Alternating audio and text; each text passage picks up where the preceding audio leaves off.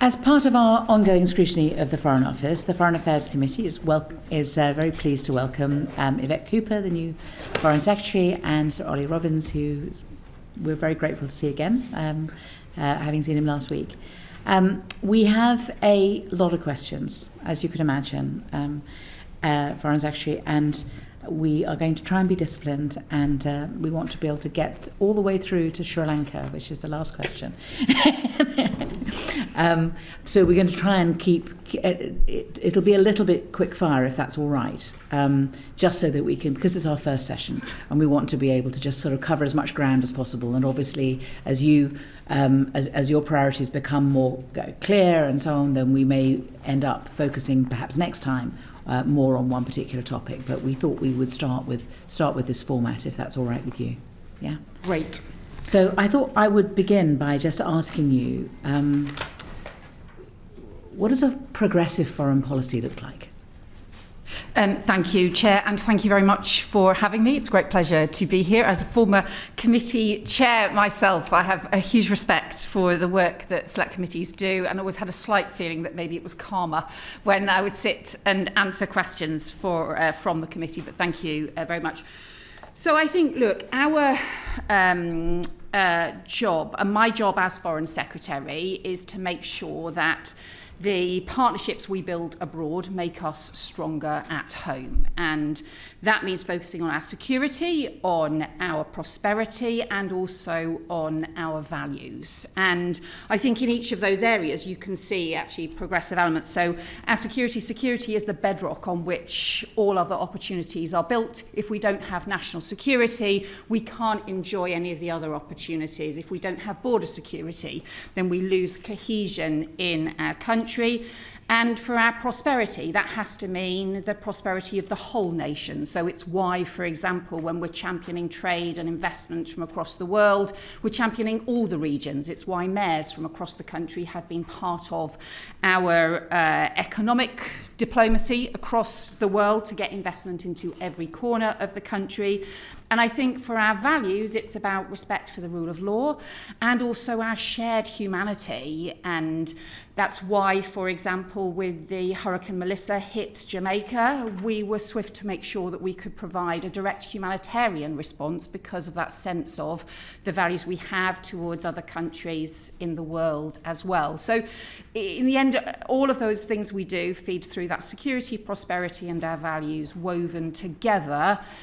We are stronger as a country because of the partnerships we build abroad. I think for some less progressive approaches are about saying, do you know what, we just can be isolationist, we don't believe in those partnerships. We do believe in them, and we believe in that international respect for the rule of law and countries working together to support each other in the face of collective threats. Very good. Chancellor Merz said about Ukraine yesterday, for the first time since the war began, a ceasefire seems possible. So we're getting lots of very positive briefings about Ukraine, but we're not getting any detail as to what it means. And I wondered if you were in a position to be able to help us, and to be able to help us about, if there is a plan emerging, what role will Britain play in that? So I think part of the reason that you're keen for more details because those discussions are still underway as we speak. And I think it is a very important process set of discussions that are taking place at the moment. No one wants peace more than the Ukrainians after everything they have endured over the last several years. But of course, we also need it to be a just and lasting peace. It cannot simply be an opportunity for Putin to pause and come again. And so therefore it has to respect the strength and sovereignty of Ukraine and also the security of Europe, the security of the UK, but the security of Europe more widely. We know that the threat from Russia is broader than the threat to Ukraine itself. It's also the threat to Europe, and so that's why that is part of it.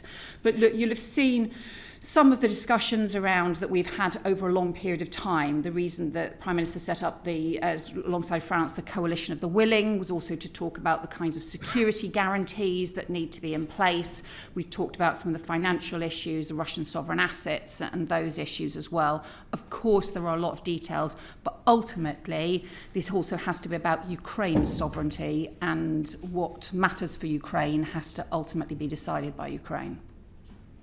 We have been reading that progress seems to have been made on security guarantees. And it was for that reason I was asking, given that that seems to be what's being briefed, if there are to be security guarantees, if it does look like it's getting more concrete, what role are we playing? So we are obviously the leading part of the Coalition of the Willing. And that has involved discussion between the effectively defence ministries and armed services across different nations that are all ready to be part of the Coalition of the Willing. So the UK is clearly a central part of that. And we've had discussions across other European nations. And we've also been discussing with the US what role they would play in terms of backing up, providing that backup for the Coalition of the Willing and providing those security guarantees. I totally understand why you are asking these questions and pressing on them, but you will also understand while these discussions are still underway, I think it would be premature for me to try and go into further detail when there are still discussions happening. It's difficult though, because certain things get briefed. Of course. You know, Article 5 and and that this is an offer from the United States that might be withdrawn if it isn't agreed to. So these tantalising things are put into the newspapers. But as the Foreign Affairs Committee, when we're trying to hold the Foreign Office to account, we're told we can't be told even that. I understand, and this is obviously at the point at which there are details to be published, there will of course be many opportunities to raise questions as well. But bear in mind, there's another obviously crucial thing in this, which is there's a huge amount of work that's been going on, obviously involving the US, Ukraine, also backed by European countries, about securing peace. But what we also see is, I think there are two presidents who are pursuing peace, which is President Zelensky and President Trump. But President Putin so far has just sought to escalate war and escalate conflict. And so, look, what we actually need is Russia could end this war at a stroke if they simply stopped the conflict and they stopped pursuing their invasion of Ukraine. We want to move on to conflicts, and I think we're going to start with Gaza. And I think, Uma, you wanted to ask a question first. Thank you, Chair. Thank you, Foreign Secretary. Last night we had really moving testimony from Reverend Jack Serra. He's from the Bethlehem Bible College, of the desperate plight of those in Gaza and the scenes of the flooding that we're seeing. And I hope that the UK will be looking at pushing on further humanitarian assistance. But the question I wanted to ask is, in the last few weeks there's been a lot of coverage of the death of Ahad Tariq al-Bayouk. She was shot playing near her family's tent in Gaza. The IDF say they are now reviewing this. It's got a lot of coverage, rightly, but this is just one case. Since the ceasefire, an average of 3 children a day have been killed. That's every day. That's over 140 Palestinian children. What's Britain doing to not only rebuild Gaza, but in the short term ensure that this ceasefire it actually is a ceasefire and that we aren't seeing children dying every day? I think that you're right to raise this, and the ceasefire we know is incredibly fragile, but more significantly, hundreds of people have been killed or injured since the ceasefire came into force. And obviously that raises issues about making sure that there is effective monitoring of the ceasefire process, and also that we have proper progress around the process as well. The first phase of the ceasefire agreement was obviously around the return of the hostages. That has been hugely welcome. We know there's one remaining hostage, but it's been hugely welcome.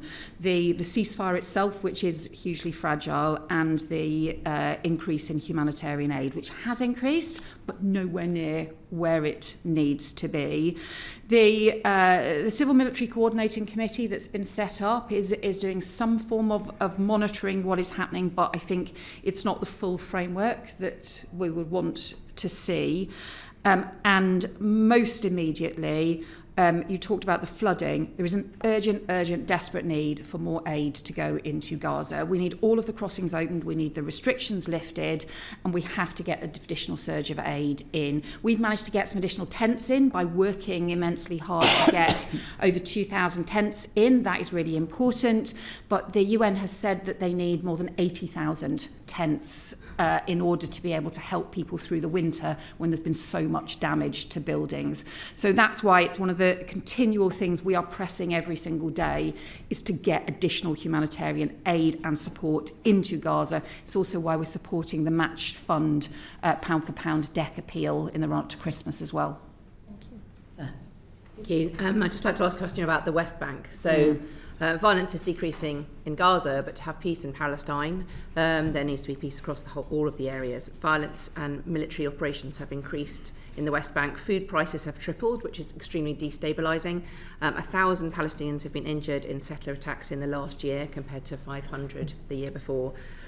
What are you doing currently to condemn the creation of the new and the expansion of the existing settlements, to ban trade with settlements, and what are the practical barriers that you're coming across for the ban, and will you be carrying out further sanctions on violent settlers? And also, I have to say, it was part of our report that we said that there should be a ban on settlement goods being imported into the UK, and the Foreign Office have not so far accepted that. Yeah, what are those blockers that's stopping that? Yeah.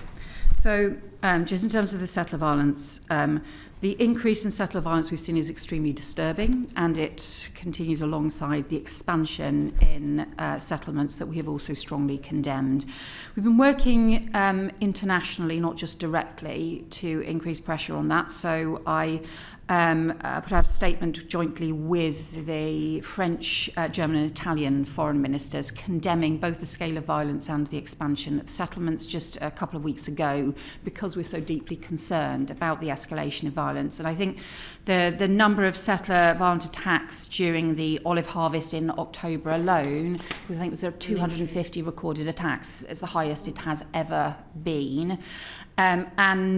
It is shocking and appalling in itself to have that level of settler violence, but it's also, I think, part of the broader issue about the future of Palestine. And that whilst everybody rightly is focusing on establishing the peace in Gaza, we can't lose sight of what is happening in the West Bank, and these need to be linked. It's why the establishment of the Palestinian Committee needs to also be linked into the Palestinian Authority, and we need to have that track to the two-state solution that we have obviously always championed and was part of our recognition of the state of Palestine, which is obviously the historic decision that we took and announced earlier in the autumn.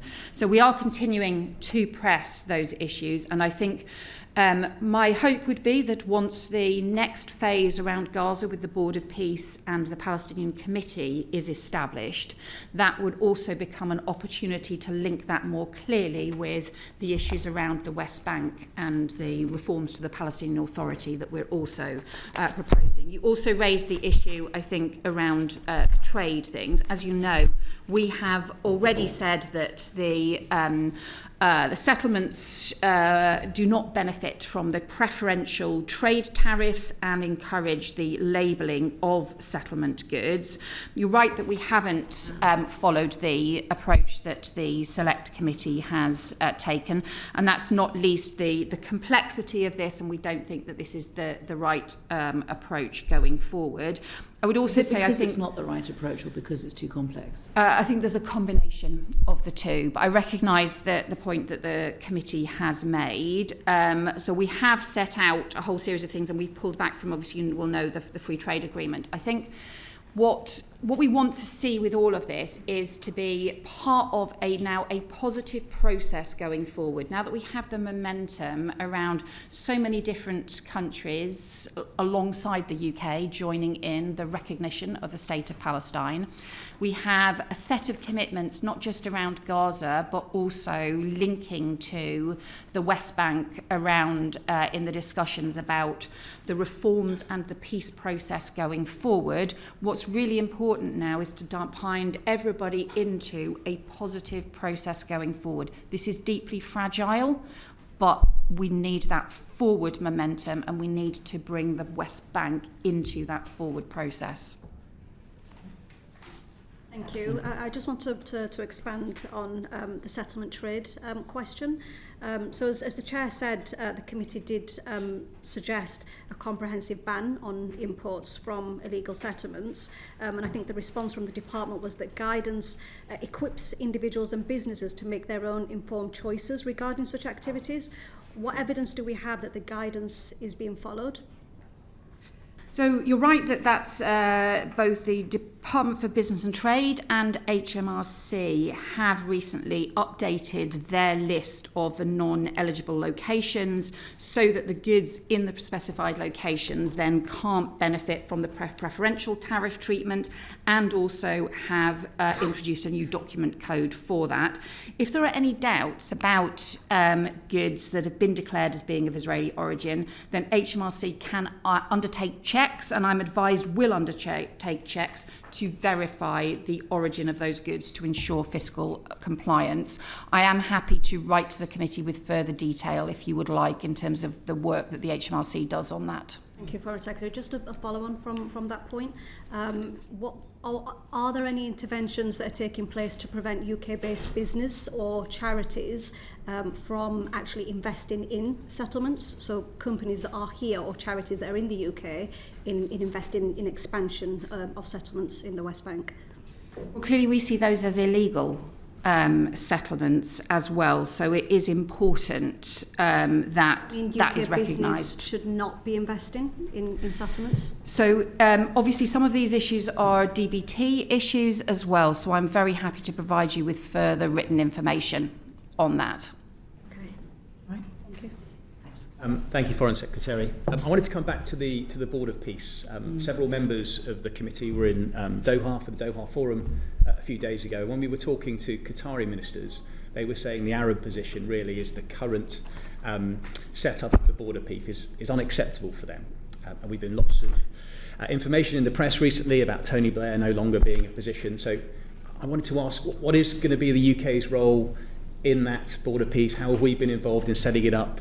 Are we going to hear any more about Tony Blair being involved? Will FCDBO be involved if that's not the case?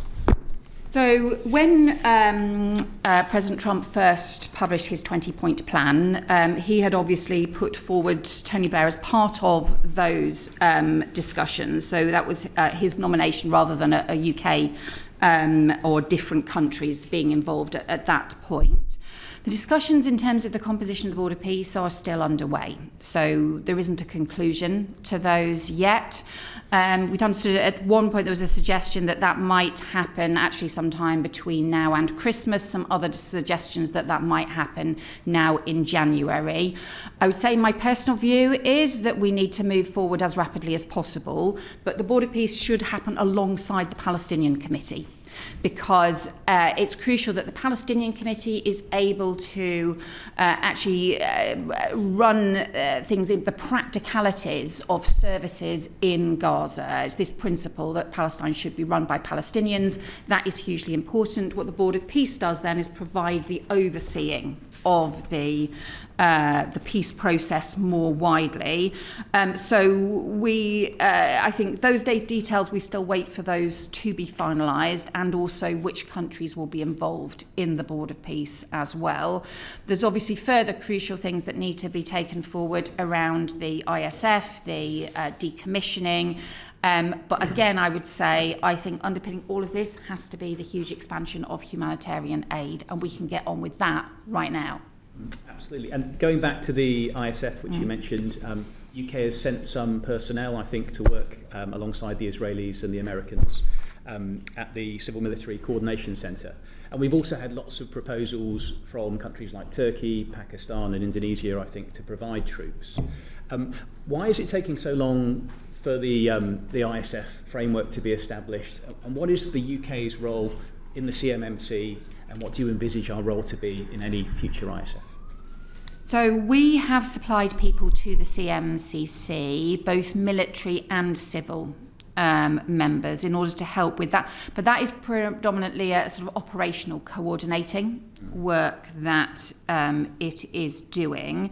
I think the ISF is a very different role, and we would not expect and don't intend for UK troops to be part of the ISF, although we of course always stand ready to provide planning support or training support or those kinds of issues as well. I think the US is leading discussions with potentially troop contributing countries on that, and I think really some of the issues for those countries or end up being around the mandates and the details of that, and in practice how it could work. The thing that we have also put forward some proposals on as well is around the decommissioning process, which we have suggested could learn from the decommissioning process in Northern Ireland as well. That was done very much independently, so would be a sort of independent process from the ISF.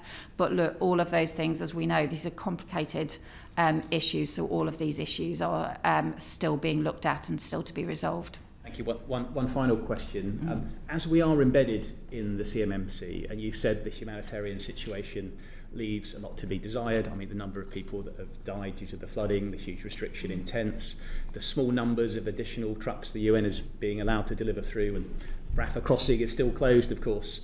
What influence do we have? What more can we do to ensure that gets in? And do we need to be thinking about further measures against the Israelis in order to encourage them to open these options up?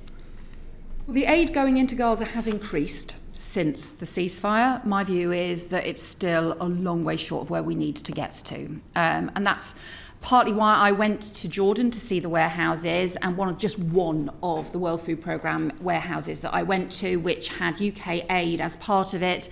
There was enough wheat there to feed 700,000 people for a month, and yet it was stuck in Jordan and had been there for some of it for 8 months because the Jordanian route into Gaza was still closed.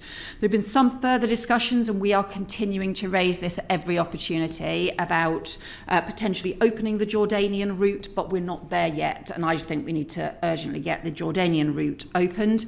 We've also been putting the pressure on. We've managed to get the 2,500 tents that we've managed to get in. Again, those have been waiting for very many months.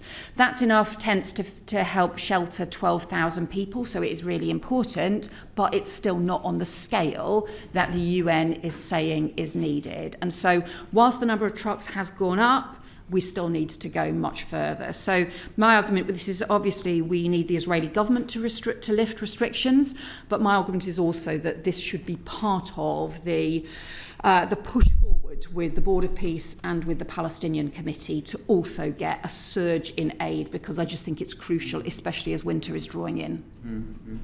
And sorry, so you said in your earlier answer humanitarian aid could be delivered now and should be delivered urgently, and now you're saying it should be part of the next phase. I just think at every stage, everything should happen now. Yeah. So we're calling for it to happen now, but also in addition, as part of the establishment of the Board of Peace and the Palestinian Committee, that is a further opportunity to further increase and have new arrangements in place to make sure we can get aid as rapidly as possible to those who need it.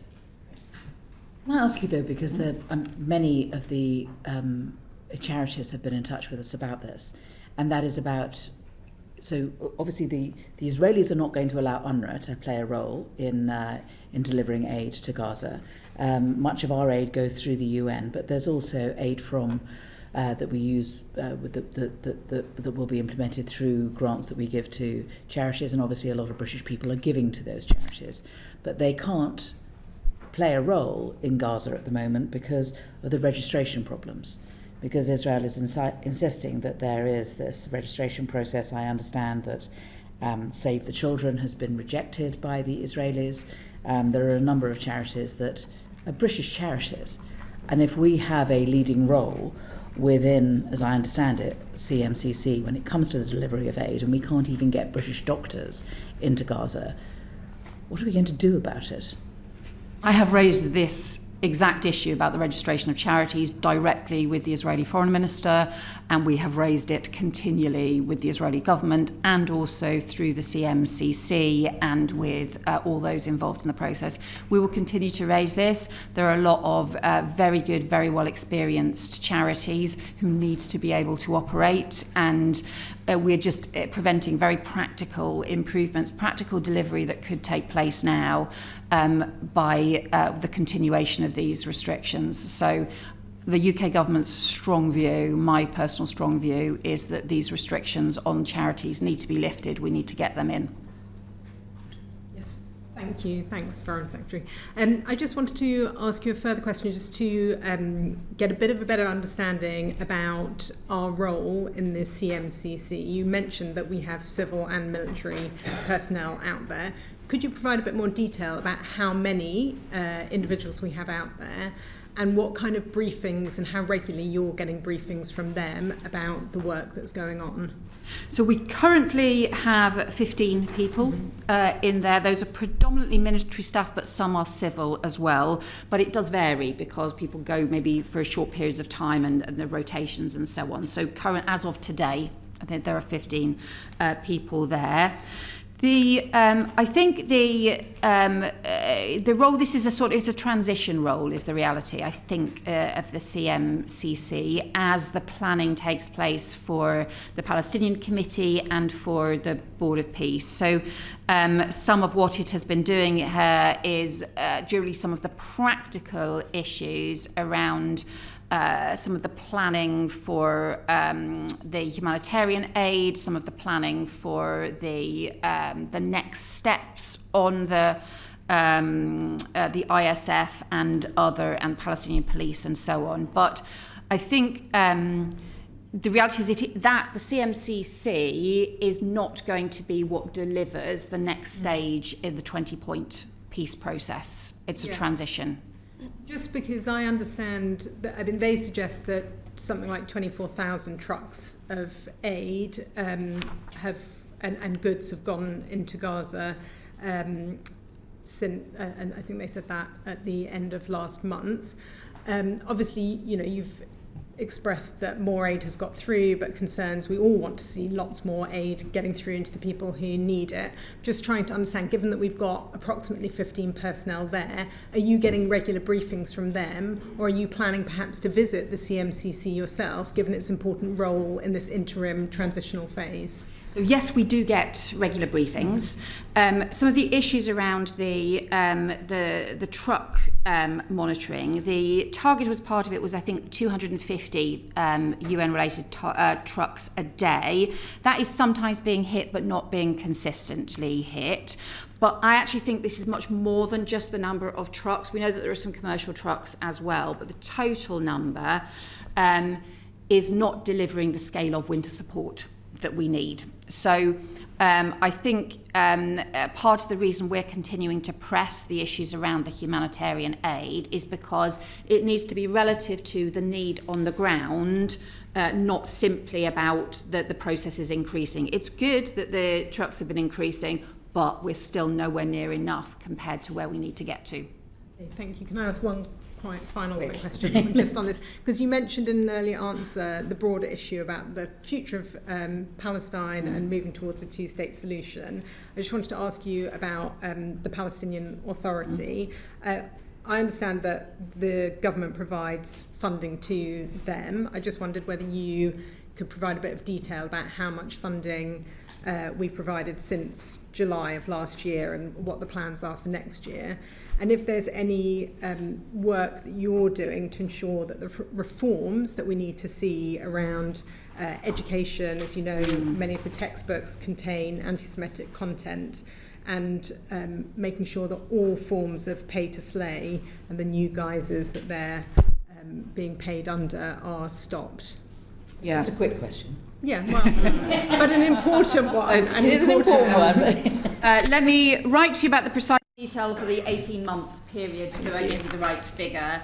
There were some specific reforms, including around the education textbooks, including around welfare reforms and so on, that we are absolutely just monitoring details because, and I've spoken directly to President Abbas about those and the commitments the Palestinian Authority have made to drive those reforms through. Those are crucial. In addition to that, we are also providing further expertise on the kinds of reforms that we think are needed more broadly, because although there are some particular, most kind of challenging issues that absolutely need to be reformed, there are broader reforms that we think we need to make, the Palestinian Authority need to make in order to be part of this peace process more widely, and happy to write further on that to give you more detail, more time. Thank you. Thank you very much. Thank you. Sorry to cut you short. Sir John. Foreign Secretary, if I might move you on to another issue. This committee, you might be aware, has pressed strongly for the appointment of an envoy for arbitrary detention. And we also requested that the Foreign Office set out a rough criteria of what would qualify. Your predecessor was reluctant to give the criteria, but did say that the Foreign Office was working at pace to make an appointment. I wonder if you could say a little bit about how you see arbitrary detention and how to define it, and also when we can expect to see the appointment. I do want to introduce this appointment. I think it's important and I think it would be very valuable. So we are taking that forward, also looking sort of more widely at some of the envoys, but I think this is important, and so we will be making that appointment. More widely... I'll just ask when... Your process said working at pace. So and I hope you will appreciate that obviously sort of post-reshuffle that's obviously has added to the time to do this. So, but I can tell you that those discussions are underway. So obviously would do so, try to do so as swiftly as possible. In terms of the definition, there isn't really any agreed international definition of this, and some of this is also reflects different kind of legal approaches and so on as well. And the FCDO doesn't really have effectively a fact-finding ability to assess individual cases. What we can do, however, is strongly take up consular cases, as we have obviously been doing around Jimmy Lai, where we are calling for his immediate release. And there are other cases where we have people who need to go through a criminal justice process in different countries, but we still provide them with important consular support through those processes as well. Thank you. Well, I wanted to raise the specific case of Jimmy Lai. I mean, you made a very strong statement in the chamber yesterday. You told us that you had called in the Chinese ambassador. But previous cases where releases of individuals held have been obtained have been achieved by applying some hard pressure and holding out the prospect of better relations if the release can be obtained. So can you tell us what actual actions that you can take to put pressure on the Chinese authorities, and in particular whether or not you and the Prime Minister would make it clear that a visit from the Prime Minister can only go ahead after the release of Jimmy Lai?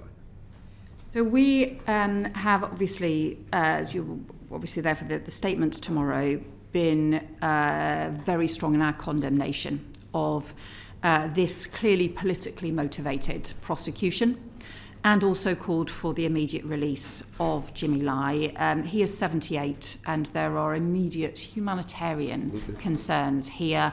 And even simply on a humanitarian basis, we would urge the Chinese authorities to release him immediately. He has already been incarcerated for 5 years, in addition to our grave concerns about the national security law and the way in which this violates the declaration that was signed jointly by the UK and China.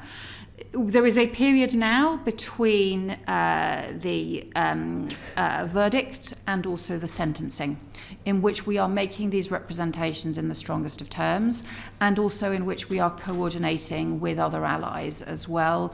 We have been discussing this with other G7 countries. We've also been discussing this with the US. You will have seen the clear statements from the US, including from the Secretary of State. We've seen the support from President Trump as well for Jimmy Lai's Lai's immediate release. That is the stage we are at currently, is putting on the strongest pressure that we can between now and the sentencing. Surely the strongest pressure we could put on would be to make clear that a visit by the UK Prime Minister cannot happen whilst a UK citizen is incarcerated in a Hong Kong jail. Well, I think, as I've made clear, our focus right now is to get the humanitarian release of Jimmy Lai, and I hope that would be everybody's agreed objective, and it's why we are seeking to have as many other countries as possible. The EU also put out a strong statement yesterday calling for the immediate release of Jimmy Lai, and we seek to get as many other countries joining us as possible in putting that pressure on. We move on to Sudan. I mean, given the UK's historic role and its connections with Sudan, is it in a position to be able to be an honest broker in the terrible situation that there is there? And I know it's absolutely, of course, the right thing for us to be giving aid and that sort of assistance, but there needs to be work done on a political solution, on a diplomatic solution, and we are the penholder. So what efforts are we making, and is it even possible for us to be able to find a political solution to Sudan? Yeah. I've substantially increased the Foreign Office work on Sudan. I'm deeply worried about Sudan. This is already the worst humanitarian crisis of the 21st century. And I'm really worried that there will be further atrocities. And we have obviously seen the horrendous scenes from El Fasher, and the fact that having met some of the Sudanese community volunteers, those who work in the emergency response rooms, including a woman who runs some of the services providing support for women victims of sexual violence, the way in which rape is being used as a weapon of war, the mass executions, it is absolutely horrendous what is happening there. I think there's also wider, as well as the humanitarian crisis, the risk of famine to millions of people. There are also wider security risks here of failed state, of extremists being able to exploit the instability, and of course migration risks, the huge number of refugees who are currently in Chad or in Egypt or other countries as well. So yes, I think the UK can play a role here.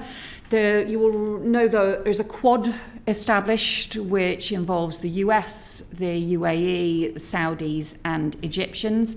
And I have been in touch, I am in continual touch with all 4 Quad members. Speaking to foreign ministers, I spoke to Marco Rubio about Sudan last week. I also spoke to the US Special Envoy, and I have spoken to foreign ministers in the last few weeks continually of the other 3 member countries.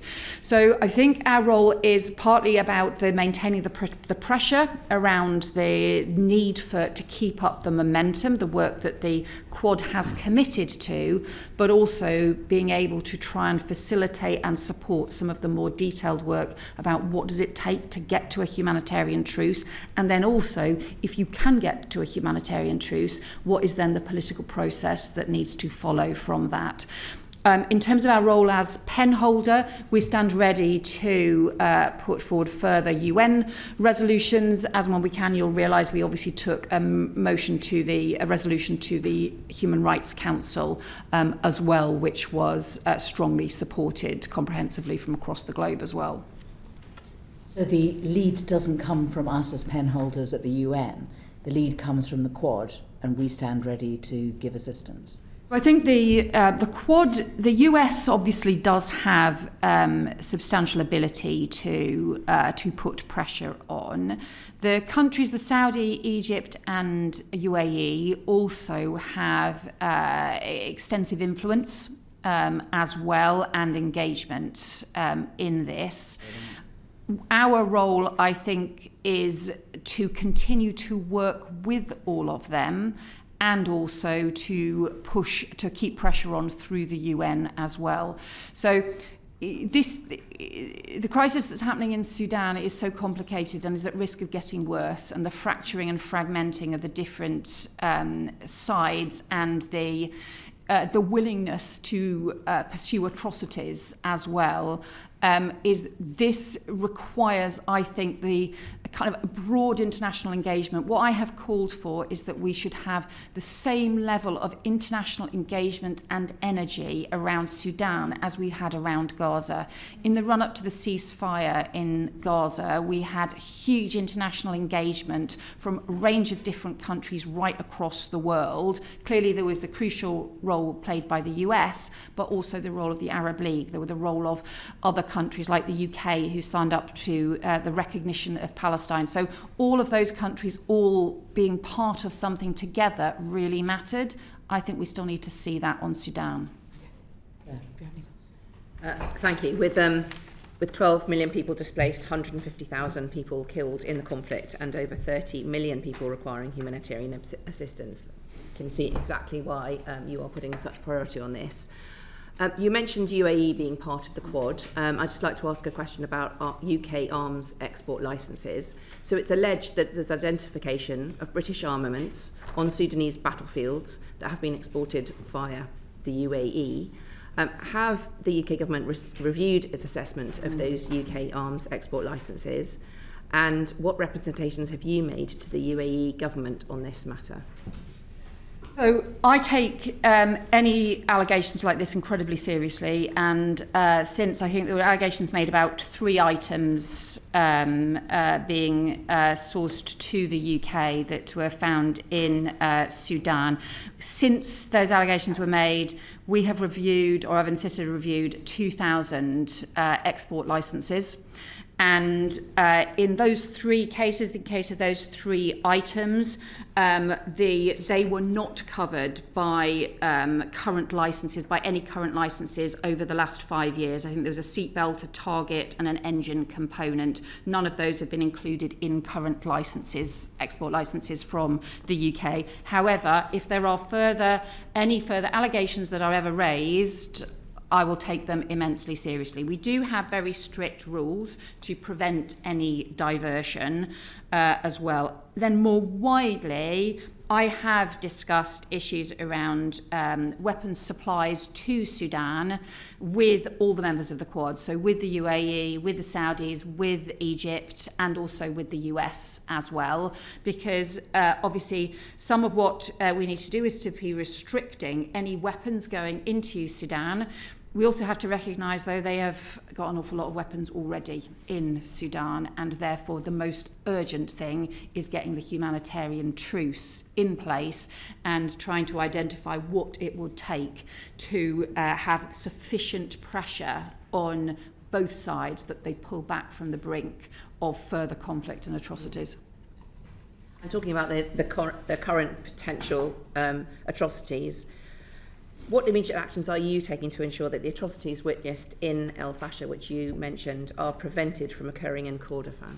Yeah, right now. This is the thing that actually really worries me most. Yeah. Of all of the different things that I deal with at the moment, this is the thing that worries me most, because we have seen horrendous atrocities take place, and there is, I think, a real risk of further atrocities. That's why we are, we are seeking to maintain the pressure. We announced new sanctions on RSF members around the atrocities that have taken place in El Fasher. We're ready to use any of those levers that we have in order to put pressure on. We have also, as part of the Human Rights Council resolution that we put forward, was also about a fact-finding mission, because as Tom Fletcher has said, the El Fasher is a crime scene, and therefore we need to also be able to gather the evidence of the atrocities in order to hold people to account, and to be clear, whether it is through sanctions, whether it's through fact-finding, whether it's through the work, through other international work, that there must be accountability for atrocities. But that also, ultimately, it needs the truce. We want to see a ceasefire, a permanent peace, but immediately can we just get a truce that pulls back from further conflict in the Kordofans right now, in order to prevent further atrocities taking place. And that's what a lot of the discussions, that's why the conversations that I've had with Masad Boulos, who is the US Special Envoy, and also Marco Rubio, you'll have seen both the US Secretary of State and the President and President Trump also expressing deep concern about the scale of atrocities taking place. So just trying to get the maximum pressure on. We also have the UK Special Envoy as well, who has been engaging with the SAF as well as the issues around the sanctions for the RSF. So we are engaging on both sides to try and put maximum pressure on. Thank you. And you mentioned the peace process and the political process. It's constantly raised with me and others that there aren't enough women involved in this process. It's when you see the peace talks, it's a lot of men going in and out, and the women of Sudan are absolutely feeling that they should be involved. We've got very good experience of involving women in the peace process in Northern Ireland, which has been shared a lot with women's groups in Sudan as well. So what, as the pen holder, as so involved with the Quad and with other ways, what influence can the UK government bring to ensure that more women, and the right women, are involved in this, to make sure that the peace will be lasting and it will be something which will be for all people of Sudan? So one of the things that we are seeking to do, including working with other countries like Norway, who've also experienced in these areas, is to try and work to build up some civilian capacity in Sudan, because there's an immediate issue about getting the warring sides to pull back from the brink and to agree to a humanitarian truce. But if it is to be sustained, we need a civilian transition. And that means we need to be able to strengthen Sudanese voices, the civil society in Sudan. I have met with some of those community activists who are just showing incredible bravery at the moment by providing response through emergency response rooms.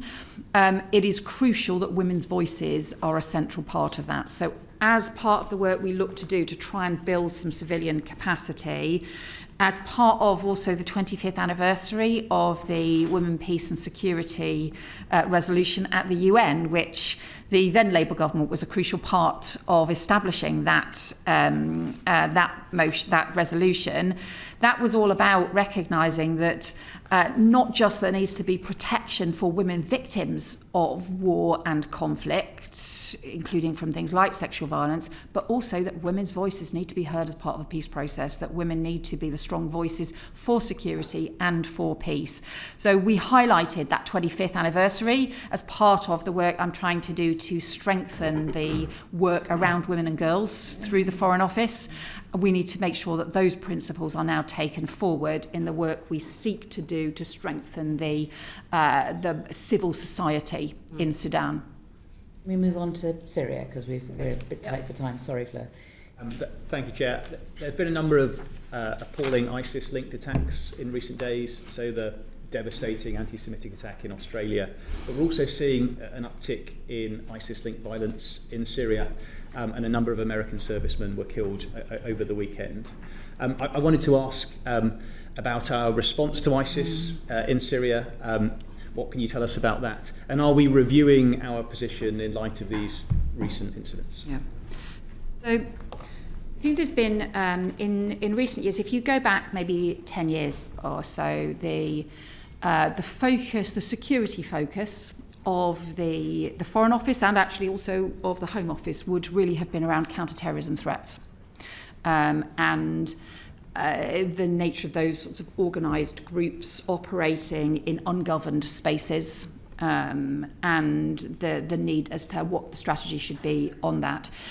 Most recently, in the most recent years, we have seen the growing state threats. Now, whether that be around Russia and Ukraine, whether that be around Iran and nuclear threats, or those threats that we have seen in the UK as state-backed threats, hostile state-backed threats and organised hybrid threats as well.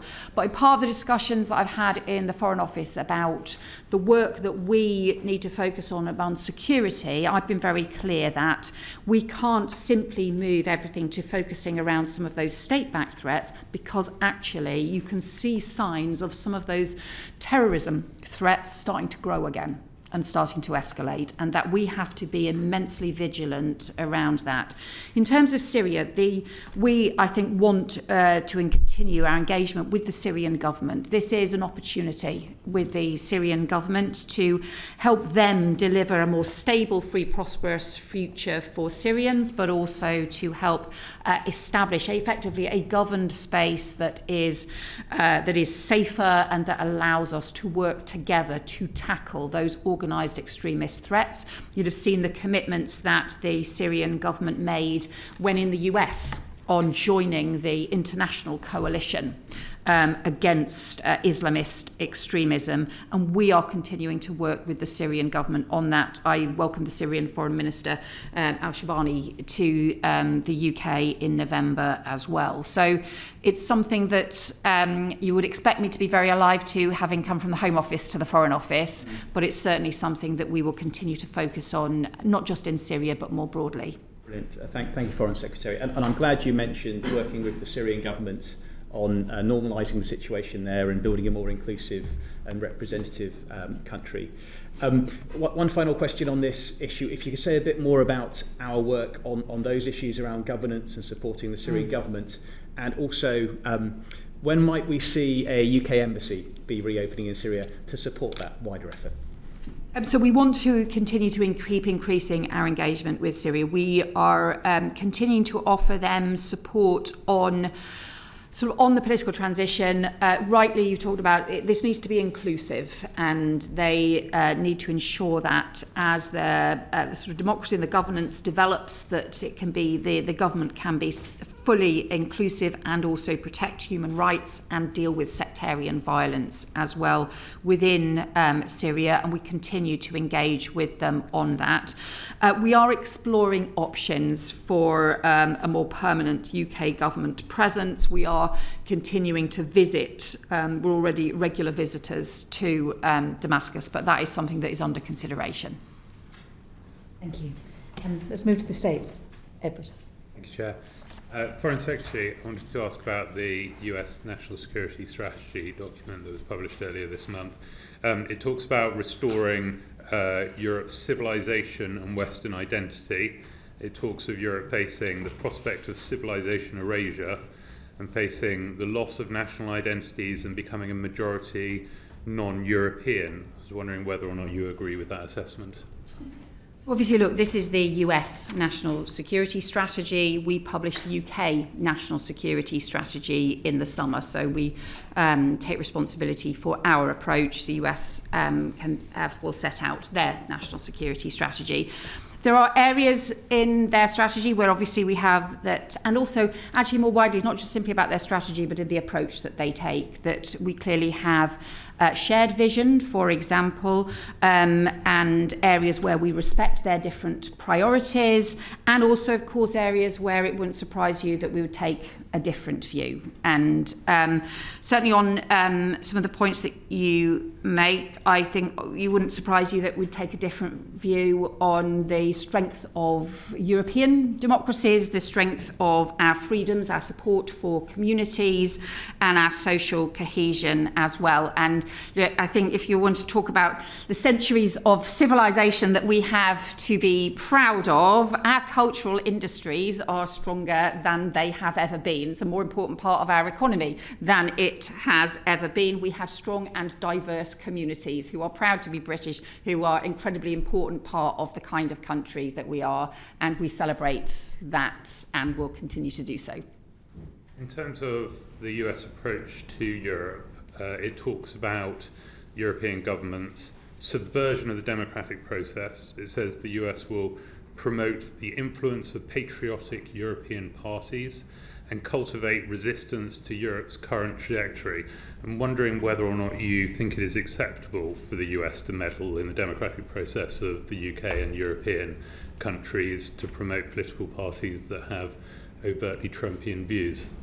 Well, I think, look, we have when we work with different long-standing allies, the US is a huge long-standing ally. We have very deep cooperation on intelligence, on security. They continue to be closest ally in a whole series of national security areas, and that continues. Of course, we have differences of view around all sorts of areas, and we respect their democracy. We obviously expect all democracies to be. We expect that they don't respect our democracy if they're willing to meddle in it. Well, we expect all democracies to be respected and all nations to be respected. And we, of course, can have robust differences of view about particular political issues and continue to be so.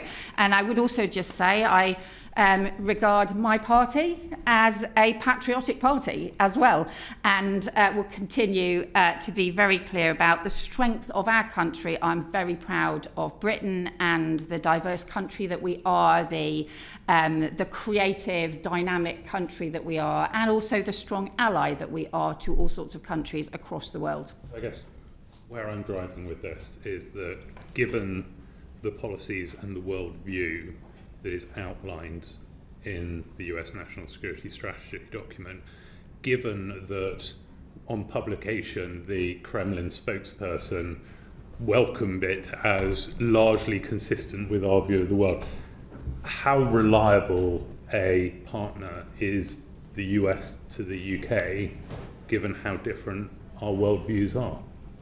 So I think working with the US in practice on a series of different issues. So the discussions that I've had, repeated discussions I've had with the US Secretary of State, repeated discussions that we've had, obviously the Prime Minister has many close discussions with President Trump, that we've had the state visit and so on. We've had a series of areas where we have strong shared interest in the economic and tech development, for example. That was part of the tech partnership.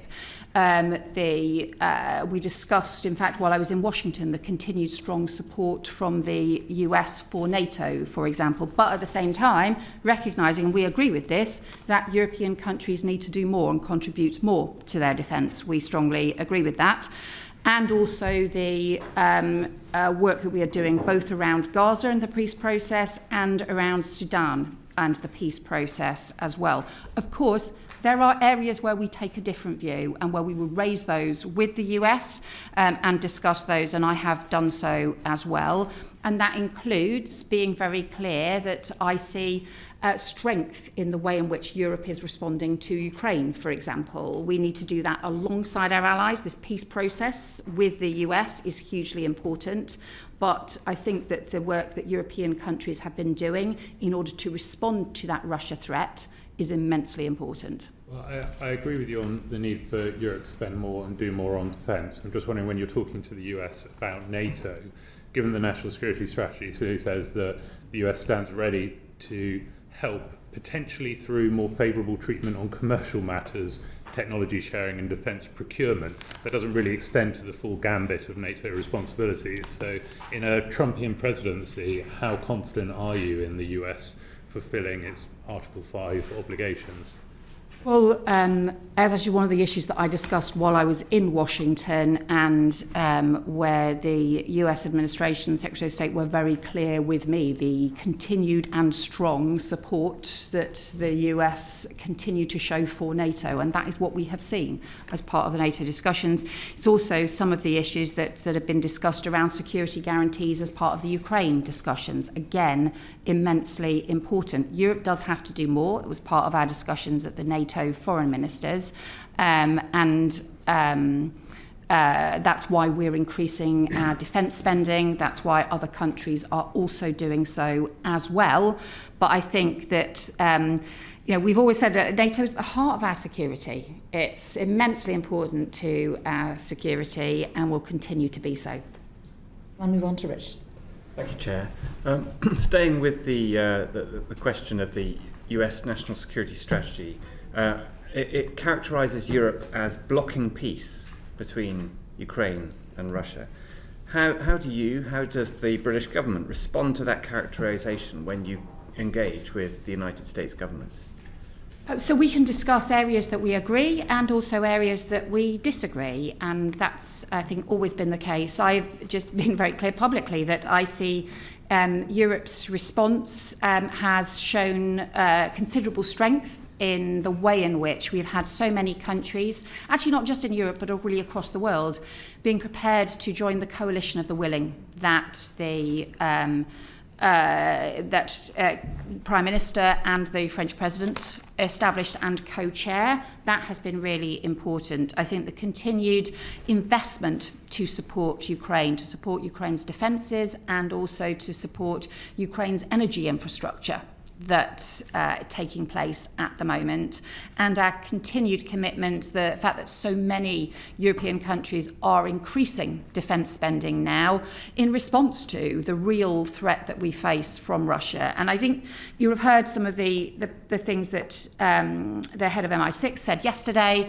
I would really just reiterate this. The threat from Russia is not simply about the threat to Ukraine. The threat from Russia to the stability and security of Europe is very real. We should be very clear-eyed about that, whether it's the nature of hybrid threats, whether it's the kinds of military intervention we've obviously seen in terms of the threat to Ukraine, whether it's other kinds of deliberate cyber disinformation threats and so on, or threats to undersea cables, the broad range of threats that are posed by Russia that we need to take immensely seriously. And I think Europe is strongly pulling together in response to those threats. Foreign Secretary, you'll be glad to hear that in the new year we will give you a new report on disinformation that we're in the process of putting together. And before I move back to Ukraine, I think you had a question on the United States, and then I'll move back to you on Ukraine, if that's all right. Just very briefly, following on from the other questions about US policy, there seems to be a pattern of attack by the US government on British Muslims, in particular on the Mayor of London. I'm a very, very proud London MP, proud of our diversity, as you mentioned. What would you say and comment about those attacks on our Mayor and the false information given about our fantastic capital city? Yeah, I think Sadiq Khan is doing a brilliant job as London Mayor. You can see he's delivering for Londoners, and we see the strong support of, in many surveys, London being rated as the best capital city to live in anywhere in the world. So I think we see the rich economy, the strength of our communities across London, and I strongly support the work the Mayor is doing. Well, we've got 3 London MPs on the panel here, and we agree with that. Richard? Foreign Secretary, you spoke a moment ago about security guarantees for Ukraine. We've heard overnight some quite positive words said about US security guarantees, described variously as Article 5-like, very strong guarantees, platinum standards. Chancellor Merz said US security guarantees are remarkable. Please, could you describe how these security guarantees might operate and what the UK contribution might be to them? So I'm going to just, I think, recognise that some of these discussions are still ongoing. We believe that significant progress has been made on security guarantees, but because those discussions are not yet concluded, I don't want to preempt the conclusion of those discussions. The whole point about having the security guarantees is obviously to ensure that Putin cannot just pause and come again, that it doesn't just become a pause for him simply to rearm, to strengthen his military resources and then launch further attacks, whether it be on Ukraine or on anybody else. And that's why the security guarantees are so important. There has to be some deterrence in this process against Russian aggression. So those are the issues that we are looking at. That's why we've all talked about a just and lasting peace. But I think, unfortunately, apologies to you and to the committee, it would be premature for me to talk about the detail of that at this stage. It would go further than the mere reassurance force that has been discussed up to now. I think, look, we have to all be able to have that confidence. Ukraine has to have the confidence that that any agreement doesn't simply mean that Putin then goes further again 12 months later or 6 months later. But those are also about guarantees for other countries concerned about security and stability across Europe as well. The only other thing I would then just reiterate, and the point that I made at the beginning, is that ultimately, we have a huge amount of work underway between Ukraine and the US and supported by European countries. Frankly, I do not yet see commitment from Russia to sign up to peace, and they could do so at any point.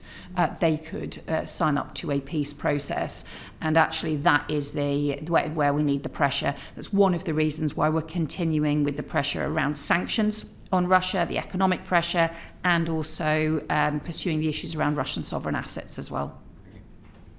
What's about SAFE? I wasn't planning to. Right, okay. I'm curious then to know about the UK-EU cooperation around arms, and specifically the shortcomings around SAFE that we've seen in recent weeks. Might we see any further re-engagement between the UK and the European Commission on SAFE talks in the new year? Look, the timescale and the cost made this not value for money. We were always very clear we needed a value for money, but as you know, we continue with strong defence partnerships anyway. There's a whole series of different ways, including third country terms that we can be part of, all of those programmes, and we continue to have direct defence agreements and partnerships with a number of different countries. We've seen the new agreements, obviously, with Norway and other countries as well. But we're not currently proposing to reopen the discussions around SAFE. Isn't it disgraceful that the Canadians can get access to SAFE on the basis of paying in £10 million and euros, and we have to pay $6 billion? I mean, what is going on? You know, we play a leading role in the defence of Europe, and why are we not allowed into SAFE? Well, as I think we've made clear, we're only prepared to be part of arrangements that work as value for money. And I think that has to be a guiding principle for us. But we have a lot of different defence partnerships, whether it be around frigates, whether it be around GCAP, whether it be around different forms of not just defence cooperation, but defence procurement with other European countries, that we will continue to do so. The work that we did, we've seen the Carrier Strike Group on its return from the Indo-Pacific as it came back through the Mediterranean, the partnership with Italy, the partnership with Norway, those partnerships are immensely important. They will continue to be so. We will continue to be part of a strong defence arrangements with other European countries. Okay. You want to go on to Russian sovereign assets, and Phil? Yes, Foreign Secretary, on the Russian sovereign assets, are you able to say what progress has been made in seizing those assets held both here in the UK and further afield? So the assets are frozen, and you will have seen there was a further vote in the EU Council, I think last week, to sustain the freezing of the Russian sovereign assets. What we want to be able to do, though, is to mobilise those assets to help support Ukraine and to be able to provide the investment for Ukraine. So the UK supports the reparation loan proposal that the European Commission have put forward, and I am continuing to have discussions with other European countries, other foreign ministers, about the support for the making sure that those Russian sovereign assets can be mobilised to support both both military support and also economic support as well for Ukraine. Frankly, I just think that Russia should pay for the damage that they have done to Ukraine, and that's why this is the right thing to do, as well as increasing the pressure on Russia to come to the table. And this isn't just a discussion about Russian sovereign assets. Almost 4 years after Putin's full-scale invasion of Ukraine, we're still in a position where the £2.5 billion proceeds of the sale of Chelsea Football Club tied to Roman Abramovich is still frozen. When are we going to see the proceeds of that sale dispersed to support Ukraine? I've been working extensively on this and hope to be able to update the committee as soon as possible on this. At the moment, we have been doing a huge amount of work over the last few months and hope to be able to provide a progress update to the committee very soon. Might it be possible to write to us with a bit more information? I certainly can, yes. Thank you. Thank you. Thank you, Phil. Dan. Thank you, Chair. Good afternoon, Foreign Secretary. You recently warned about an escalation in hybrid threats from malign foreign states who are seeking to undermine democracies across Europe. And I think we've missed a statement in the House of Commons today on electoral resilience because we're sitting in committee. But I wondered if you could tell us how you're making this a priority within the FCDO. Yeah, so I think you'll have heard the statement announced today was about I think a further review now into foreign malign interference into elections, but we have seen this already happening in countries across the world, and I know this is something that you and the committee have been looking into, but if we look at for example, in Moldova, where there were fake websites for political parties with fake policies, deliberately trying to increase hostility towards candidates that, frankly, Russia didn't like. We've seen information being laundered or through news or so-called news websites and then re-laundered through other websites right across Africa, for example, with false information about the Ukrainian president and his wife. So we've seen deliberate things. This particularly we have seen these Russia-backed organisations driving this, and this is, look, there was, I think, disinformation started under the Soviets, I think, probably back in the 1920s. But this is on an industrial scale. At that time, it would have been propaganda leaflets and so on. Now, this is industrial scale. Disinformation, making the most of algorithms and so on in order to be able to destabilise it. Are you satisfied with the response that we currently have in terms of the response across Europe, by NATO? Because it strikes me that beyond fact-checking services, there's very little in terms of hard power or strong soft power that is actually taking place to rebut some of this stuff. So I think there's a sort of mix of things that we can do, and I look forward to your committee's report as well and to your recommendations. What we are seeking to do now is to coordinate and to particularly coordinate with other NATO allies, but coordinate more widely on this.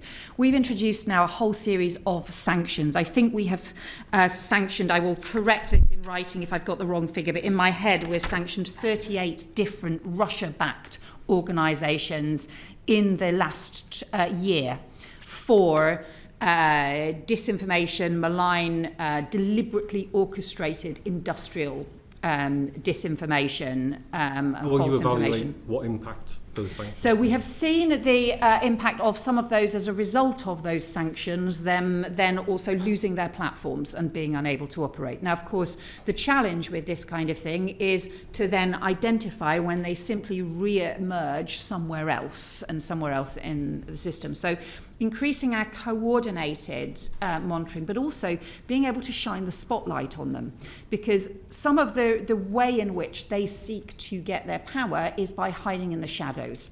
So the very fact of shining a coordinated spotlight on them is an important part of diffusing the power that they have, but also then the process of using sanctions, using those kinds of additional powers and things against them as well, and looking more broadly at how we see this as part of hybrid warfare, of hybrid threats, of hybrid some of the cyber threats and things as well.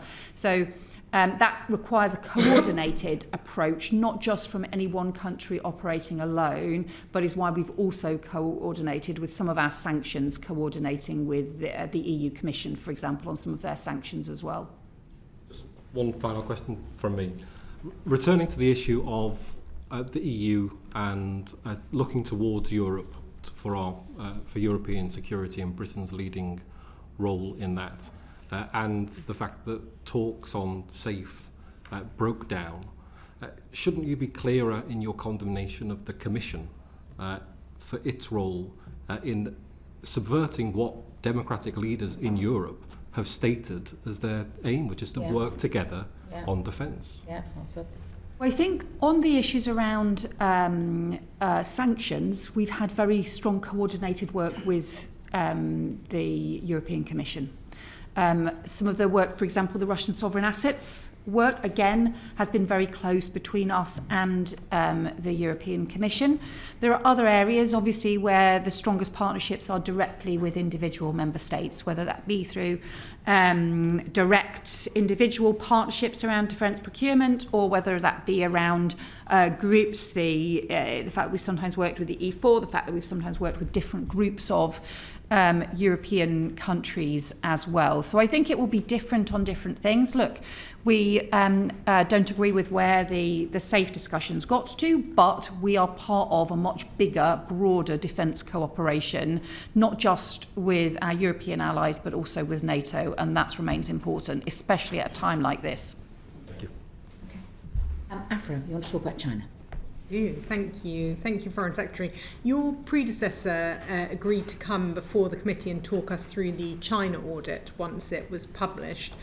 However, since then, the committee has not received any update. And of course, your predecessor did make a brief statement in the House to explain why it would not be published, saying instead that small elements would be incorporated into the national security strategy. And we're told that much of the audit is classified. Would you agree that the British public needs to know the contents of the audit if it's to be able to work within the guidelines contained in it? So I think that there are some issues which are security related. Look, given that we have recognised some of the national security threats that China poses, you would not expect us to publish details around that. And I don't think any of the Five Eyes partners have published an overarching China strategy in that way for exactly that reason. I understand that we have offered the committee a private briefing on some of those China issues, and I would extend that offer again to be able to give you some direct further briefing that we may not be able to provide publicly on some of the issues around China. It's, the complexity of our engagement with China is that it both poses national security threats and also is our third largest trading partner. We have some of the specific historic issues around Hong Kong, as we've discussed earlier on in the session around Jimmy Lai and other issues around Hong Kong. But we also have the wider issues that might range from climate change cooperation or trading issues through to some of those really kind of economic security threats and issues as well. So some of the areas that I have been focusing on around China since I took up this brief as Foreign Secretary include strengthening some of the security approaches around some of the cyber threats approaches, pursuing further analysis on some of the wider economic security issues. Just for example, things like the supply of critical minerals, for example, or looking at some of the wider issues in terms of our critical national infrastructure here in the UK as well. Thank you, that's really helpful, and we will definitely take you up on your offer of a private briefing, I'm sure. Just to note, though, that I was of the understanding that a number of UK allies and partners, including the Netherlands, Sweden, Switzerland, Finland and Germany, have all published explicit national China strategies. Yes, I think some European countries have, but not Five Eyes countries. And if you talked about just now the kind of wide remit of areas that our relationship with China touches on. What I'm trying to understand is if the majority of the audit is classified at a level beyond what most people working in the civil service could see, indeed so classified that up to this point even the committee hasn't been allowed to see it. How can we expect government departments to be able to implement it effectively and work together across different departments to make sure that it's properly seen through?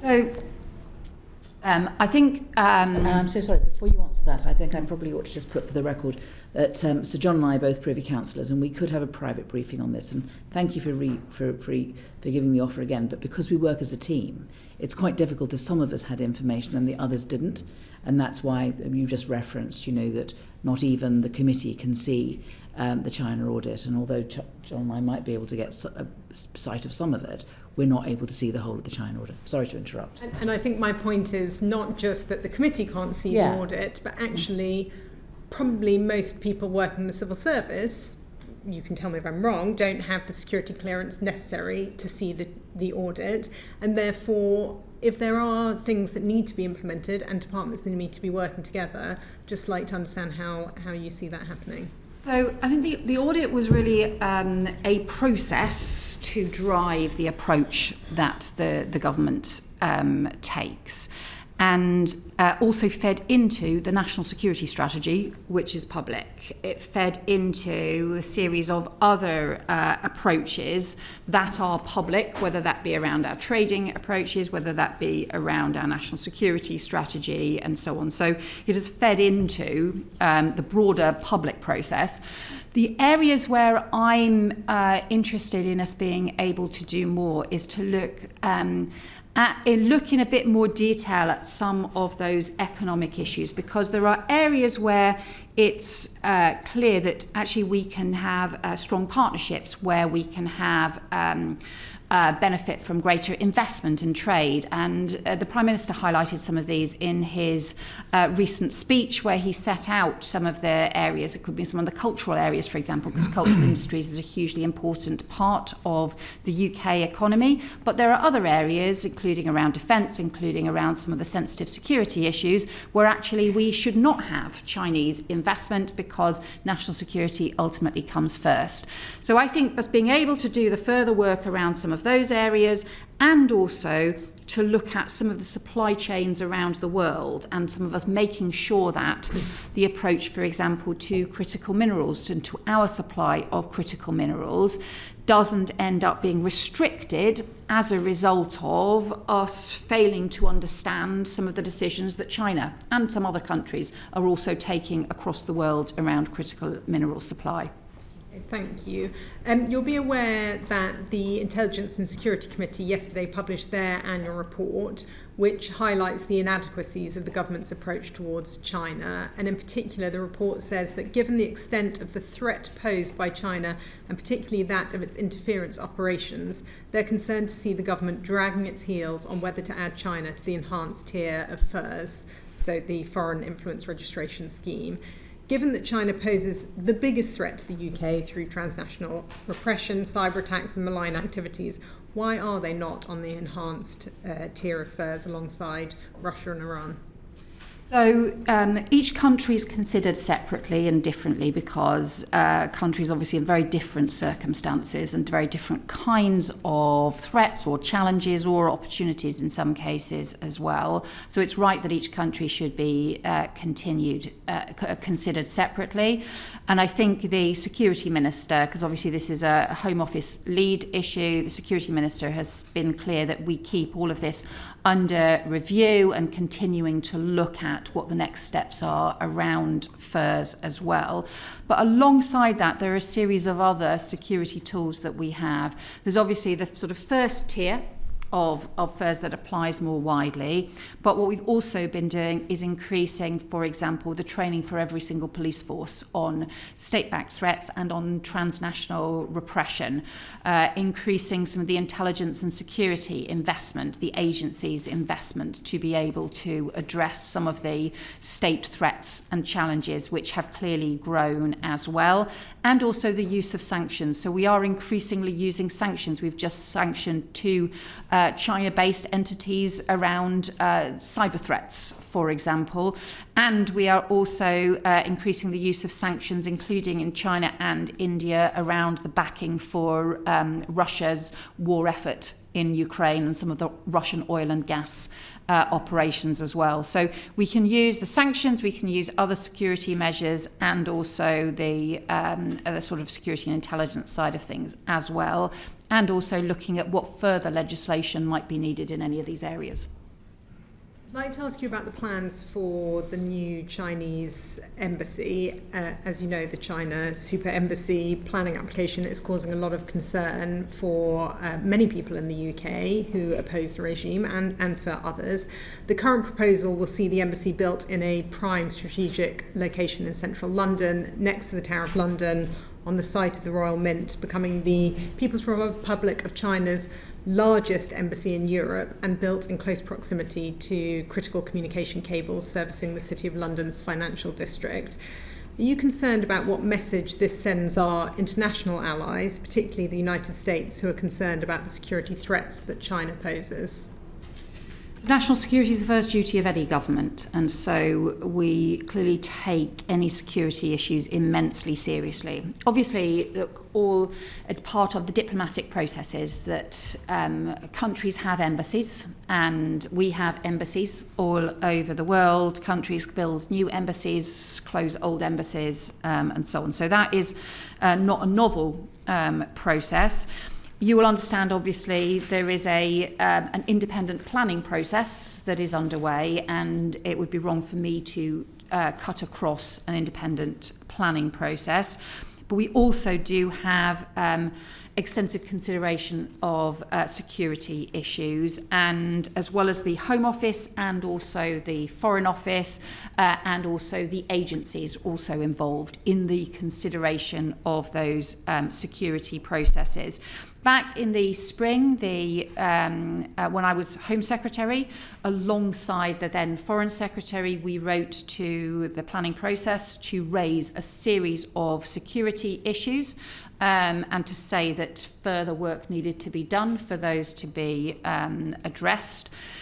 There has been considerable work, not just with the departments, but also with the agencies as well. And also, what you may have seen is also the agreement that the number of diplomatic accredited premises that China has, if planning permission is granted, subject to that being an independent process, then those number of those diplomatic premises would be reduced from 8 to 1.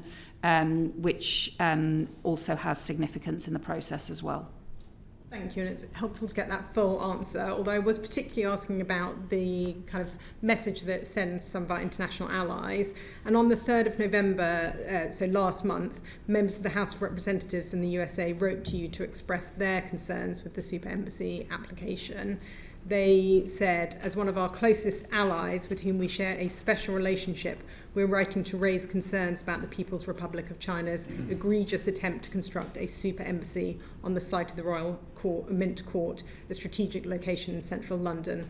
We write to urge the denial of the proposed construction and encourage full consideration of the ramifications of allowing such a development to proceed unchecked. So I just wonder what your response is to their letter and whether, in light of their concerns, you've reviewed your position on the embassy. So what I can say is, in terms of our discussions, both our between our agencies and the US agencies, and also between the government in terms of the UK government and the US government, we have extensive discussions about all of these issues, including about security issues, including about embassy issues, not just in the UK but all over the world as well. So we have a lot of close briefing, information sharing and collaboration on all of those issues. And ultimately, to be honest, it's like the most important, national security is the most important issue to us. So actually the starting point is we make sure that we are maintaining our national security, and we do so with the full advice and details from all of the security and intelligence agencies as well. And as somebody who spent 15 months as Home Secretary and has seen some of the detailed threats, challenges and issues that we face, I can assure you that I take all of those issues extremely seriously myself. Thank you. I want to ask you about the 1,000 Mandarins speaking Mandarin that your predecessor said we were going to get, but we don't have enough time, so I'm going to ask John. Because I'm not sure I have the answer to that in front of me, so I would definitely have to write to you on that one. But I'm sure the Permanent Under-Secretary would know the answer. Foreign Secretary, can I ask you about three aspects of the UK's soft power, something that we have traditionally been very strong at? The first one, which we explored with the Permanent Secretary last week, is the position of the British Council. The British Council view the existence of the loan, which was given to them during COVID, as existential, but as Sir Holly told us last week, I think rightly, there is, even if that were settled, the continuing problem that their income does not meet their expenditure. Now, there is a conflict in the British Council between the offices which are commercially successful and those which are actually of strategic importance to us in terms of UK influence abroad. Can you say whether you have reached a view yet about how the British Council can operate going forward and whether or not those challenges can be addressed? So I should start by saying the importance of the British Council, some of the amazing work that they do across the world. And I spoke to some of the British Council employees in Kyiv, where their building had been targeted or had been hit by some of the Russian bombardment as well.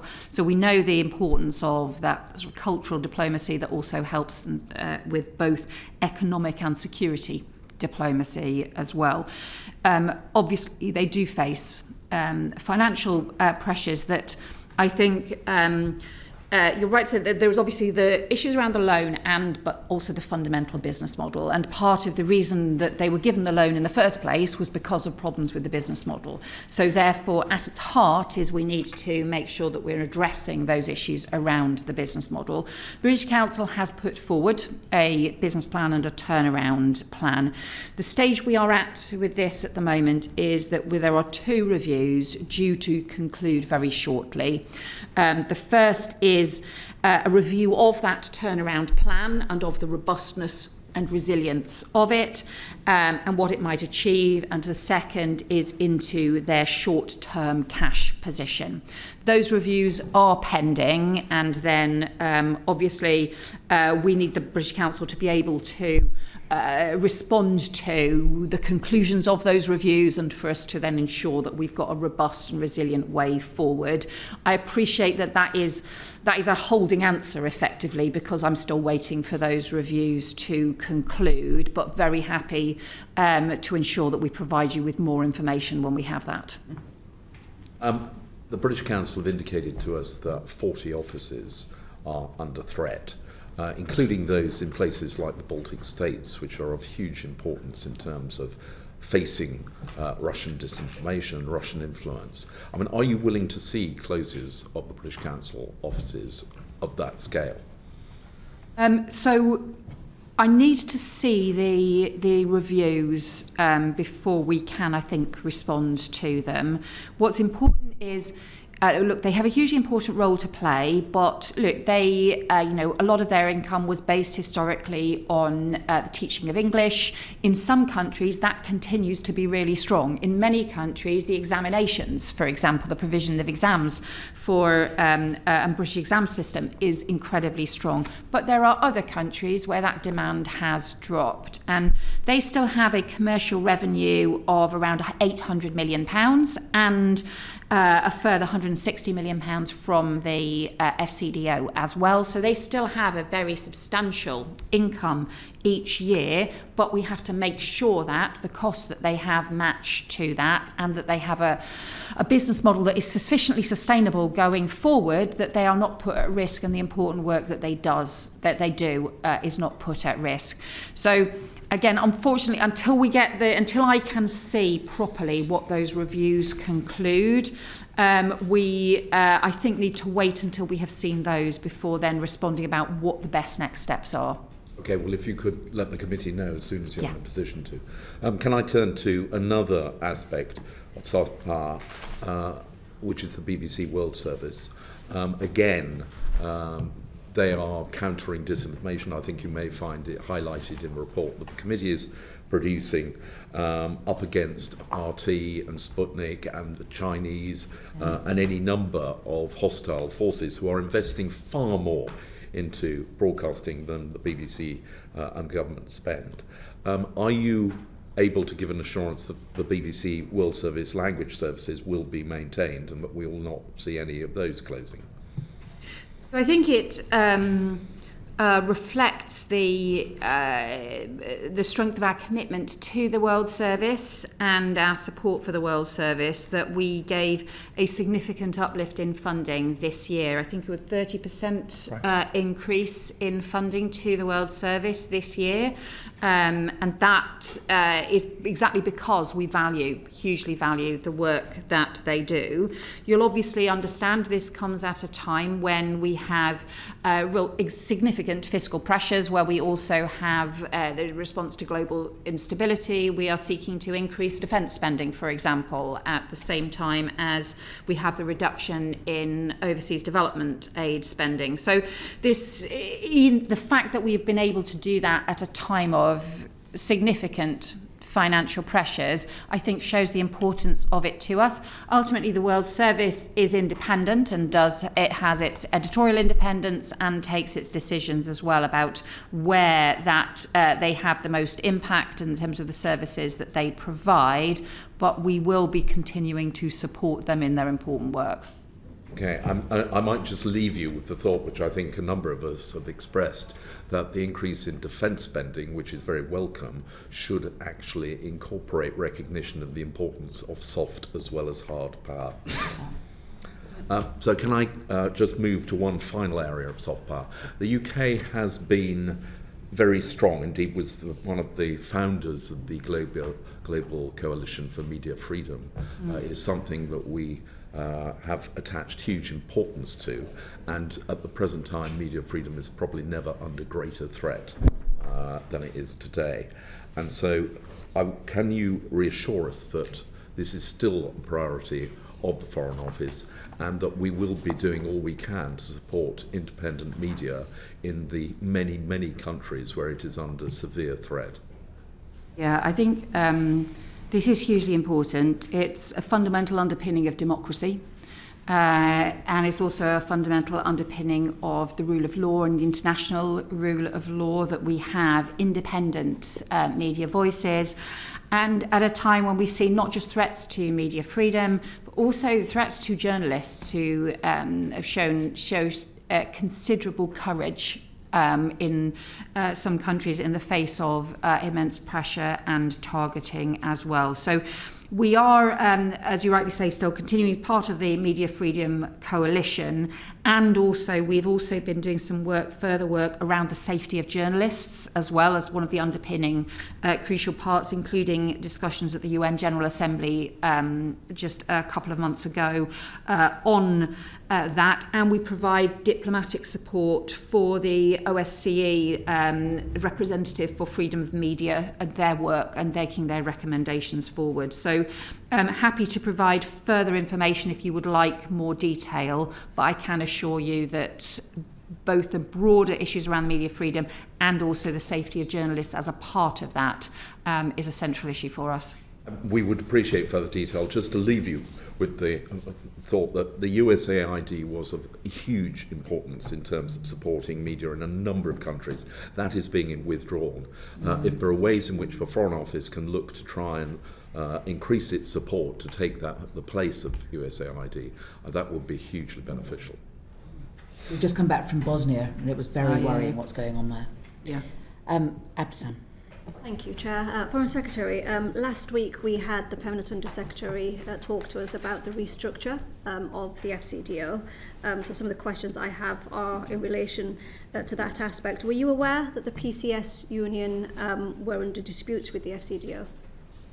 So I think there is a dispute resolution process that the FCDO has, and the PCS have requested a dispute resolution process. And the response from the FCDO, but obviously Sir Ollie can provide more details on that, has been to propose effectively pre-dispute resolution talks and discussions before it reaches that point. So that's why I think the assessment had been that we are not formally in the dispute resolution process, although that is what the PCS have requested, but that there are further talks and discussions taking place with the HR. Does that mean that the process is going to be paused in line with the protocol? Because I think the protocol does require that discussions would pause any further restructure until the dispute is resolved. I'm going to hand to Sir Ollie for the details of this one. Thank you, Foreign Secretary. As I hope I explained to the committee last week, we're not currently engaged in a restructuring. Formally speaking, in the Foreign Office, I was open with you about the plans we have to continue to try and reshape the headquarters in accordance with What's the difference between reshaping and restructuring? No, it's not. Restructuring is the formal HR way in which you achieve a reshaping. There's no difference. Reshaping is English and restructuring is HR.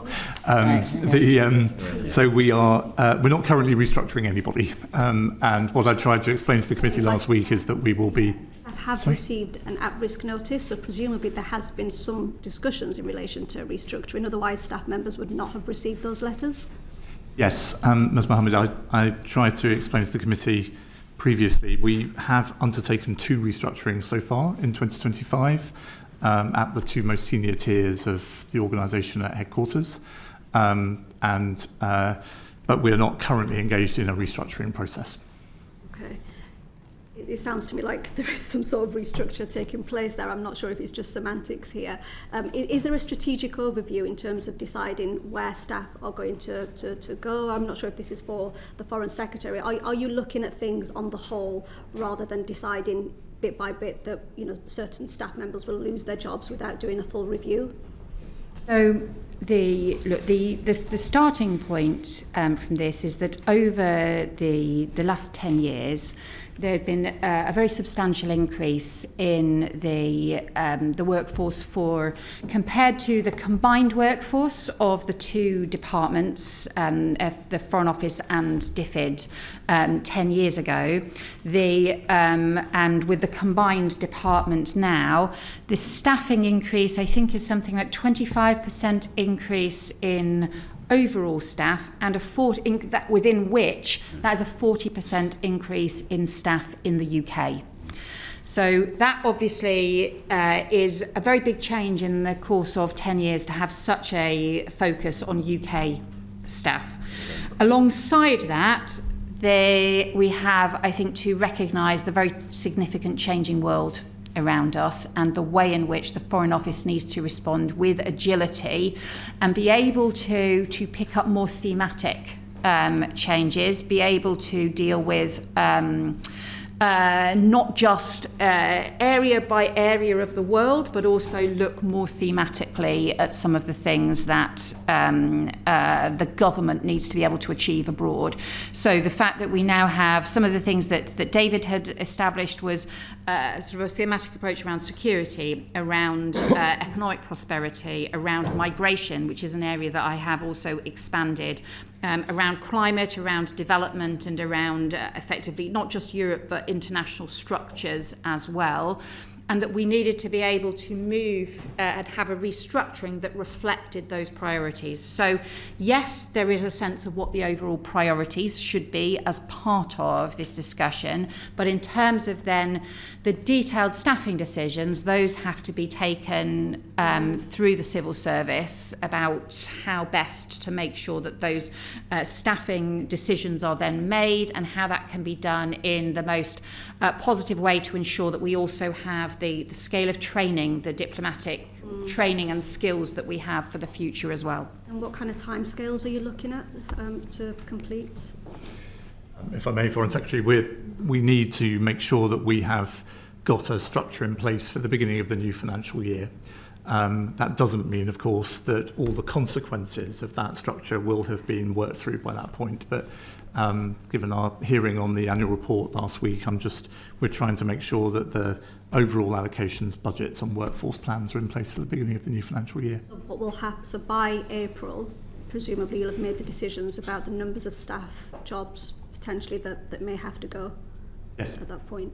Okay, do you not think that that's too soon? Can I just ask us about this reshaping? What you've told us so far is that there's a top layer which is being shrunk, and then that top layer is being asked to put forward plans for reducing their staff below them between 15 and 25%. And that does seem to me to look more like cutting a bit of salami than it is about looking at how the FCDO's reshaping reflects the priorities of the Foreign Secretary.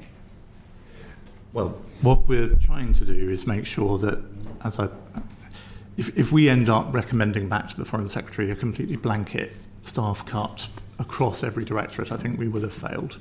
As the Foreign Secretary was saying, we're trying to take account of the thematic priorities she and the government have set the department, think about where the world has changed around us, and what I suspect we will end up with is some quite differentiated results across those different parts of the headquarters function. Okay. And there are three areas, for example, that I've sort of been increasing the focus, just as a for example, which is increasing the staffing around migration, because we need to do much more around the prevention work, around returns, around upstream, and also around being able to expand some of the principles that underpinned the agreement with France. We will only actually be able to tackle some of those issues if we work with other countries. Also around Sudan, we've been increasing the number of people working on Sudan because that is incredibly important. And I'm also increasing the emphasis around some of the violence against women and girls and some of the work on women and girls more widely. Of course, so this involves actually being able to try and respond to our priorities and be able to reflect that and to move staff appropriately to be able to do that. Okay. It feels like an incredibly rushed process to do all of this in 4 months. What steps will you take to ensure that you involve the union within this very tight timescale? May I answer that, Foreign Secretary? We are meeting with the departmental trade unions extremely frequently and regularly. So my HR team met with the trade union side twice last week, an hour each time.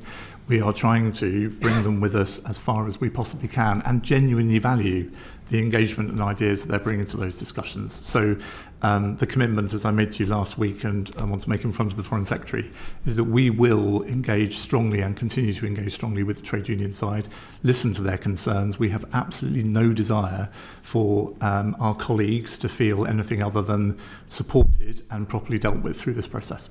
Thank you. Foreign Secretary, last week we also discussed the fact that the FCDO has the highest rate of bullying, discrimination and harassment, almost double the civil service average. Why is there such a toxic culture at the FCDO? So I am concerned about that survey. Clearly it is something that needs to be addressed. Maybe again if I could turn to Sir Ollie in terms of responding. Yeah. Well, it's as I said to the committee, I mean, any rate above zero is not something that we're ever going to be happy with. You're right. The level reported in our people survey scores has been high relative to other civil service organisations.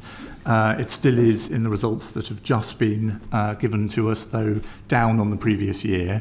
And so the most important thing I think we can do, and we're doing at pace now, is to try and, because we get information at quite a granular level about teams at headquarters, about posts overseas, is work out those areas where we seem to be improving and improving fast and make sure we're learning the lessons from that and promulgating them across the organisation.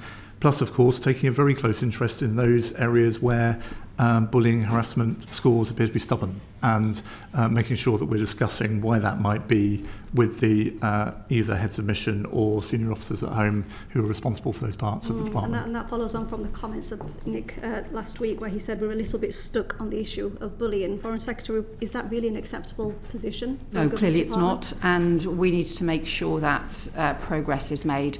I think it's having served in very many different government departments, and I'm not going to even count how many now in different times through the years. There is, I find the Foreign Office is distinctive because it has so many people overseas and so many different, therefore, parallel structures in terms of HR management overseas. So I think, but we need to make sure that that doesn't become a sort of an obstacle for tackling things that might be much simpler in a single department that has got a sort of single set of structures and therefore can do change programs much more swiftly in a single coordinated way. The fact that we have such a disaggregated footprint all over the world as part of the very purpose can't be a reason why we can't address issues that come through on surveys like that. Thank you. Thank you, Joe. Can we move on to British Overseas Territories, Phil? Yes, the UK government is preparing to host a major international summit next year on countering illicit finance. Foreign Secretary, what do you hope to achieve through the summit? Thank you. Yes, well, as you can see, we've set out a new strategy on tackling illicit finance, which is a cross-government strategy as well, and I think highlights the issues that we have been raising, that certainly my predecessor,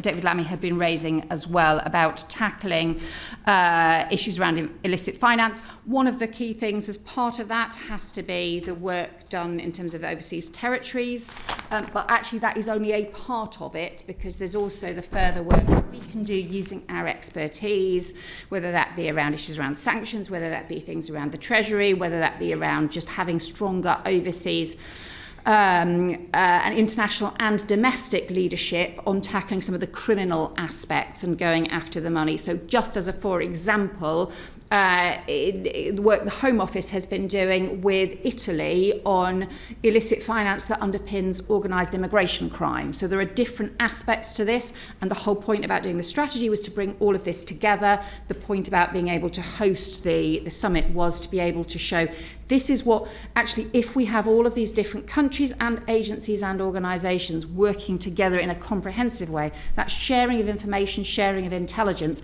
that is how we will literally follow the money, go after the money, and be able to tackle the criminals who are at the heart of it. Now, you've spoken quite a lot in today's session before the committee about sanctions. What moral authority will the UK government have to convene an international countering illicit finances summit if our own overseas territories fail to tackle the offshore financial secrecy, which allows the likes of Putin's cronies to clean and stash their corrupt proceeds offshore? So I'd say two things. First of all, we do expect greater progress from the overseas territories. We are insisting on it, and I raised it in the Joint Ministerial Council with them recently. Some of them have made substantial progress, others have been slower, and our anti-corruption champion, Baroness Hodge, has been visiting some of those in order to hasten progress as well. I would though just say, I think in terms of the application of sanctions, some of the overseas territories have done some excellent work in terms of the application of sanctions, and that has had a significant impact, especially on some of the sort of Russian shadow fleet issues, given the maritime focus of some of those countries as well. Thank you. One more question. You're right, good. Because we're running out of time. Thank you. Gibraltar, do you want to ask the questions? Thank you. Foreign Secretary, has the government received a copy of the McGrail inquiry report? I understand that we do have information on it. I have not yet seen the details of it. Do you know if it was the full report or a redacted version of it? I don't know the answer to that. we are looking forward to publication of the inquiry's report, but we see this primarily as a matter for the government of Gibraltar. We see it as a matter for us to oversee, and we would like to see it too, please. And if you aren't able to give us the full details, we will want to know. Yeah. I wonder if the government has any view on the potential for the First Minister using the powers that he passed last year to only provide a redacted version of that report to the public.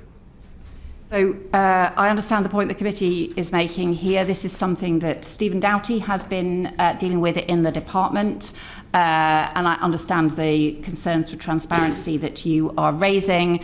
My expectation would be that there will be a publication, but I will pursue this issue and get back to you.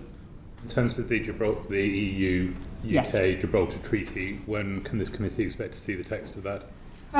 We hope to be able to do so as swiftly as possible. The political agreement obviously was reached, but we have not. I think we're not yet ready to be able to publish the full treaty. That will be published and will go before the House in due course. There'll be plenty of opportunities to scrutinise the treaty.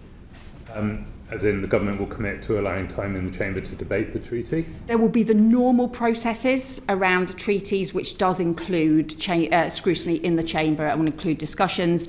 And I also, obviously, it will be your prerogative to be able to ask questions and to scrutinise the committee from the point of view of the subcommittee as well. The normal process at the moment is that we have weekly urgent questions on Chagos in order to be able to do so, because proper time hasn't been allowed to scrutinise the treaty. So I'm wondering whether or not the government wants to commit to allowing time to scrutinise the EU-UK Gibraltar Treaty. I think, to be fair, there's a whole piece of legislation going through around which has lots of opportunities for lots of discussions in both houses of Parliament, and there have been very many long debates, both in the Commons and in the Lords, about some of the issues, including around Chagos, including around Biot and so on. So those have been extensive discussions. Finally, just in terms of the inquiry, the McGrail inquiry, do you foresee any situation in which the report itself will delay the completion of the negotiations over the UK-EU treaty? I would not expect that, and certainly wouldn't want to see that at all. This is been an ongoing negotiation on the details, where a political agreement has already been reached and signed up to by the government of Gibraltar, by UK and Spanish governments, and it's really important that that is taken forward as rapidly as possible. Uma. Thank you, Chair. Foreign Secretary, you'll be aware of the devastating flooding in Sri Lanka as a result of the cyclone. It's one of the worst humanitarian and natural disasters there. Can I thank the government for the support that we've given and working with humanitarian partners? Can I get your commitment that you'll continue to look again at what more we can do? And I've written to the department to ask us to encourage the Sri Lankan government to make sure that communications go not just in English and Sinhalese, but also in Tamil. Well, actually, thank you for raising that point. This was just the most devastating of cyclones, and I would send condolences to all of those who have lost loved ones, but also the damage people have seen to their homes, to communities as well. We provided 675,000 of humanitarian support through the Red Cross and UN partners, as well as other civil society organisations, in order to be able to deliver some of that life-saving care and emergency supplies.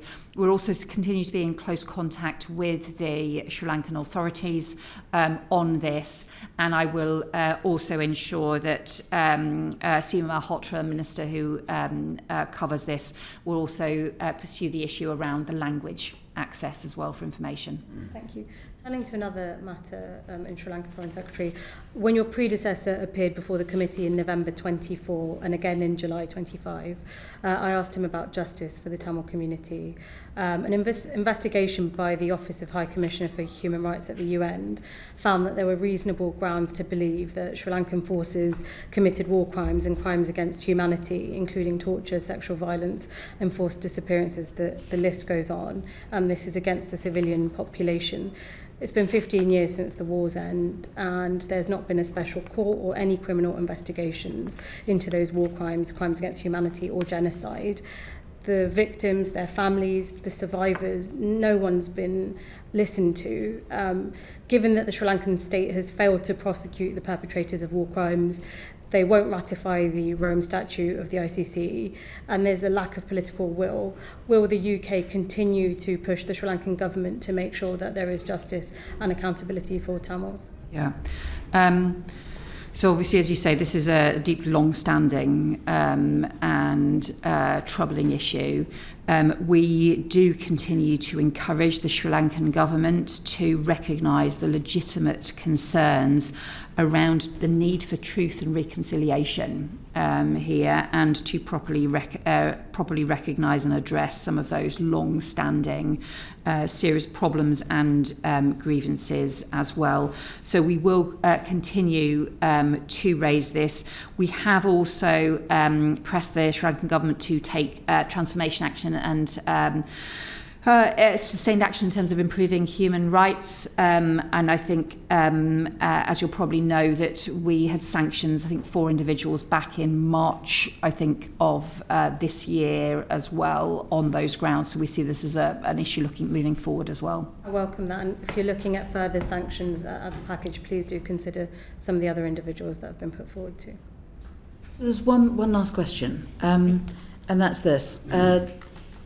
Your predecessor agreed that Lord Mandelson, as a political appointment to the role of UK ambassador to the US, would appear before the committee to face questions on the suitability of the role. And in the 7 months that he was in post, although we did ask many times, that session never took place. So will you commit to the committee that we will be given the opportunity to question politically appointed ambassadors from now on? So I think what you would probably understand is for us to do hearings and so on while there is a political process or while there is an appointment process underway would, I think, obviously be very difficult. Yeah, but we do want ambassadors, including political appointment ambassadors, to be able to give evidence to the committee where it is appropriate to do so. So I can say that yes, we will facilitate that. Not quite the question. You see, there's a difference between an ambassador who's appointed, who's employed by the Foreign Office, and someone who the government decides, as a matter of politics, should take the place of an ambassador, should go as an ambassador. Now, I know that there's an argument that even though they're a political appointment, they're not there in their own right. It's not like an Ofsted person who can go off and do their own thing.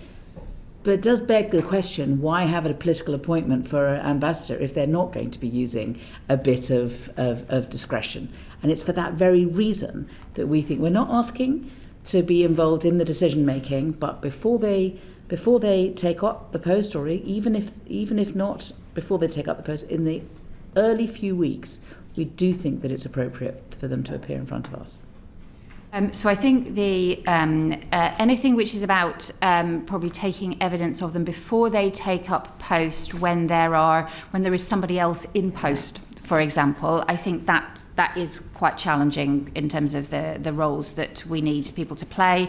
And also the ambassadors do need to be the representatives of the whole British government, and they are not, ultimately I and other ministers are accountable to you and accountable to Parliament for the decisions that we take and for the way that we operate, as opposed to individuals who, whatever the process for them to be appointed, ultimately they're once appointed, they play the role as the voice of the British government as a whole abroad.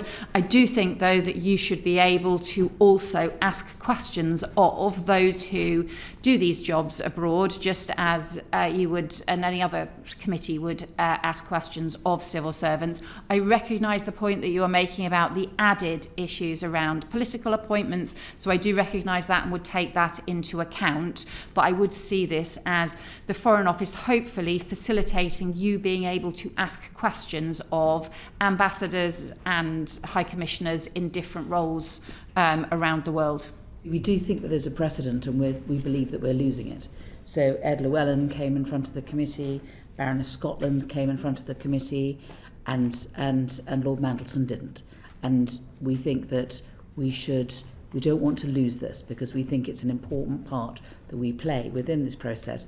And if there's so little difference, as I said before, between a Foreign Office ambassador and a politically appointed ambassador, then why bother with a political appointment?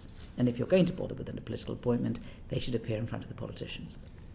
I think the way in which the committee was able to question Ed Llewellyn, I think, is a good thing. So I am recognising the point that you are making, whilst also saying that I think this should be something the way you can take evidence from ambassadors more widely.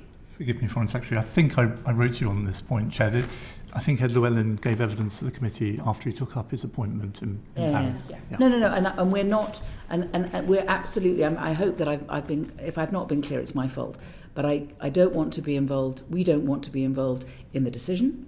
We don't want to be, we quite understand it could be embarrassing for an ambassador who's still doing a job for another for the next person to be in front of the committee, possibly saying slightly different things, what with them being a political appointment and all. So we don't want that to happen. So we do appreciate it, but nevertheless, they should appear in front of us, and we think that we would add extra value if that's what happened. Anyway. Sorry about that. That was the end of it. And we would like to thank you for appearing before us today. And you've agreed to write to us on several points, and we look forward to those. And we look forward to seeing you regularly in as part of our job, scrutinising the Foreign Office, and wishing you a happy Christmas. Thank you. Thank you very much, and happy Christmas.